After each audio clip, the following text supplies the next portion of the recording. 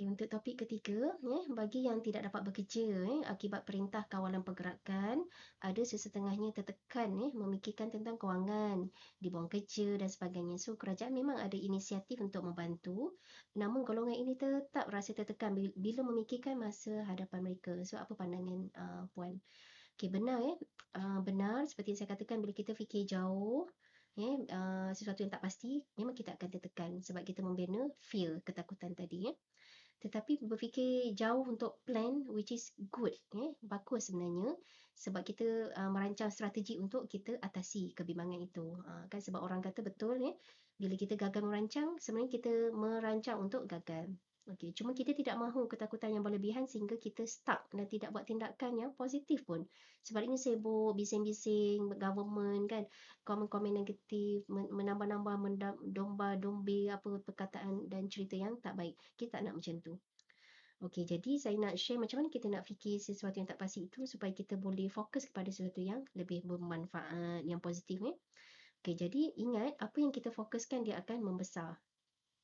Okey, saya teringat macam staff-staff kita kan bila dia ada keberhutang tinggi kan, gaji pun dah kena potong, tinggal sikit kan. Jadi dia fokus kepada masalah kewangan dia dah pasal duit dia dah semakin sikit. Bila dia fokus pada masalah kewangan dia, masalah dia semakin membesar. Tiba-tiba ada je yang kena bayar, ada je kawan minta hutang, ada je tuntutan kewangan semakin meningkat sebab dia fokus bimbang kepada masalah kewangan dan masalah yang konon-konon yalah dia rasa dia mangsa dan sebagainya. Jadi masalah makin membesar. Okay, jadi apa yang saya ajar staff saya ialah saya kata fokus pada solusi untuk jana kewangan dan fokus pada kerja hakiki anda. Kan? Stop bising dan berfikir benda yang negatif yang tidak bermanfaat tapi tak buat apa-apa. You tak buat apa-apa kan. So fokus pada solusi untuk mencari kewangan. Bila anda fokus pada solusi tu, anda akan ada spirit, ada semangat untuk motivasi untuk mencari apa saja peluang pekerjaan yang secara halal dan baik kan. Jadi kita stres berkaitan kewangan sebab kita tidak seimbang, berlaku imbalance antara tuntutan dan sumber. Kan sumber menurun iaitu sumber kewangan, tuntutan makin meningkat. Wahai tuntutan tu sebenarnya menurun. Kalau dulu kita keluar makan rumah, makan kat luar kan.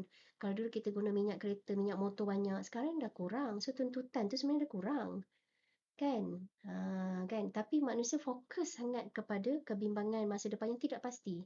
Kan? Jadi bila tak seimbang tuntutan sumber dan tuntutan tu, sumber kurang, tuntutan meningkat kan. Jadi dia akan stres. Jadi caranya dia kena tambahkan sumber, sumber tu kena banyak dan juga tuntutan kena dikurangkan. Dan saya dapati bila duduk rumah sebenarnya kita banyak boleh bajet kan boleh beli awal secara online kan, boleh bajet, boleh makan tu banyak boleh dibajetkan. Dulu mungkin sub kita banyak beli kan, beli kat kedai, bongkos dan sebagainya. Kali ni kita masak dan kita boleh penjimatan yang sangat banyak. Jadi sebenarnya dekat waktu inilah kita banyak saving sebenarnya. Jadi fokus ni pada yang baik iaitu boleh saving, bukan fokus pada duit tak cukup masa depan yang tak pasti. Fokus pada sekarang, apa sahaja yang cara kita boleh buat untuk kita manage kewangan, kita lakukan sekarang. Kan, dan kita fokus pada emosi yang positif sebab bila emosi kita bimbang dan negatif, kita memang tak boleh berfikir dengan baik untuk solusi kewangan. Kan, jadi saya teringat ada orang menulis, dia kata tahun ni tak ada baju raya lah, dia kata kan, dan saya setuju, okey. Kan okey tak ada baju raya sebab kita nak saving banyak, sebab kita tak pasti masa depan. Jadi hari ini yang pasti, inilah hari inilah yang kita nak saving banyak. Jadi aspek kebimbangan dan kewangan ni saya nampak dua faktor. Satu, faktor emosi yang kita perlu combat, tengok video sebelum ni, iaitu emosi bimbang tu perlu dihilangkan dan jadi tenang. Sebab kajian sains untuk emosi daripada Institut Brain Heart mendapati emosi ni menyebabkan pemikiran negatif dan tingkah laku pun jadi negatif. Kan, dan mesej emosi ke otak lebih pantas daripada mesej otak ke emosi. Kan, jadi reaksi emosi yang pertama itulah yang kita nak pastikan. Kalau negatif kita switch jadi positif, kalau rasa cemas kita switch jadi tenang. Tengok video sebelum ni saya ajar teknik breathing untuk switch emosi negatif kepada positif. Okey, bila emosi dah okey, barulah kita akan hantar mesej kepada otak, saya dah tenang dan saya boleh berfikir apa solusi kewangan yang saya nak lakukan. Tapi kalau kita tak switch emosi kita, kita fokus pada pemikiran, duit ada, jangan risau, kau boleh buat bisnes ni dan sebagainya. Banyak orang bagi info kan, tapi info tu tak boleh masuk dan tak boleh dijanakan jadi tindakan sebab emosi dia masih negatif. Jadi yang pertama, ingat Institut Heartbrain, anda boleh search kan. Institut Heartbrain dia banyak buat kajian tentang jantung yang mengawal emosi dan tingkah laku manusia sebagainya. Dia dah 29 tahun. Institut tu kan dah banyak research dijalankan. So memang emosi ni kita nak kawal dahulu. Yang kita nak switch jadi tenang kan, redha, dan barulah pemikiran boleh jadi positif dan seterusnya tindakan, tingkah laku kita akan jadi positif. So pertama pengawalan emosi. Okey, yang kedua ilmu kewangan. Yang ni anda kena tanya atau cari orang yang pakar kewangan sebab saya bukan pakar kewangan, saya pakar emosi.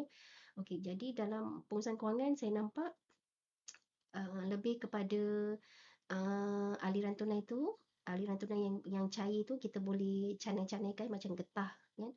Saya teringatlah orang gaji 2,000 pun anak 8 dia boleh survive. Macam mana orang gaji 20,000 anak 2 tapi duit tak cukup. Jadi duit ni macam getah. Kita boleh tarik, kita boleh tutup kan, kita boleh adjust.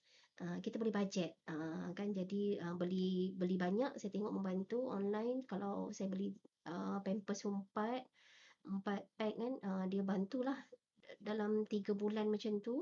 Jadi beli dalam bulk, beli banyak tu membantu. Dan kita beli perancangan awal tu sangat penting lah. Maknanya kita bajet dan kita rancang awal. Sebab kalau tak rancang, saya tengok bila beli last minute biasanya memang lebih mahal lah. Jadi kalau kita rancang awal, kita susun atur kewangan kita, insyaAllah kita boleh turunkan rasa kebimbangan berkaitan kewangan sebab kita dah rancang awal. Yang tu kena tanyalah pakar-pakar investment dan sebagainya. Okay.